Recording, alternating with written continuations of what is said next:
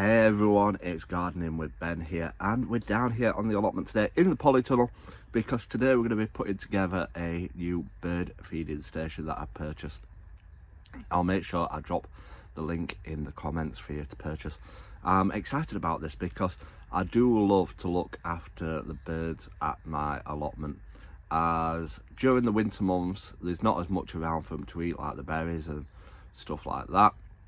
So I like to keep them well fed, and looking after the birds on my allotment is good because I've got some bird houses what I've got up, and the last few years I've had some blue tits nesting in them as well. So encouraging the birds to come down and feed off your allotment will encourage them to have space in the little bird houses as well. So it's been fantastic to see the blue tits down there. So I've got this new bird feeding station, so I need to put it all together. So I'm going to get it all put together and I will show you what bird feed we're putting in it as well.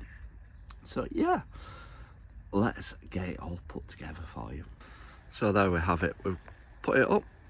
It wasn't the easiest, these little ones to get on. They're very awkward, but we managed to get there. So we've got a seed feeder, a peanut feeder, and a suet block as well. We've had to order some suet blocks as we've not got any of those from the supermarket. So we've also got water, and we've got a little station where you can put currants or suet or anything to pop in there as well. So yeah, let's get these feeders all filled up. So we've got different feed to put up. We've got some peanuts, we've got some suet pellets, we've got some bird feed, we've got some wild sunflower hearts and some suet balls as well. So we've got some more bird feeders on my allotment, so we're going to fill them up as well because obviously there's only 2 on this one. So let's get them filled up, get the peanuts in that one and some bird feed in that one, I think. So I use a jug when I use these to fill them up so that you don't lose them everywhere, and it's easier to get them in the tube. They didn't have no funnels in the supermarket, so I couldn't get a funnel, but this jug will do perfectly fine. Just fill it up.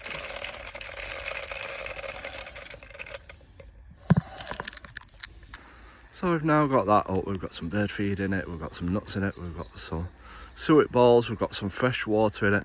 We've just got to wait for the suet blocks to come, which should come today, and hopefully get them in tomorrow. So that is our bird feeding station. We've set it up so that I can watch it from my seat, so hopefully we get some nice birds popping down to come and eat from it, and hopefully not all the squirrels will eat them all. We've also popped some bird feeders as well around on these fruit trees as well, so hopefully we get some birds coming down and having a nibble. So yeah, these are where my bird boxes are, and these usually get blue tits in them. So we'll be clearing them out ready for next year as well, because you've got to clean them out at winter time, remove any old nest and bugs and spiders and stuff like that, so then it makes it feel fresh for them to come into next year. So hopefully we get loads of birds down here, so I'm looking forward to that, sitting and watching all the birds come on the feeders. So make sure you give us a follow so that you can stay up to date with how well the bird feeders are doing. Follow me on Facebook and Instagram as well, Gardening with Ben, so that I can post photos on there if I spot any birds on the station.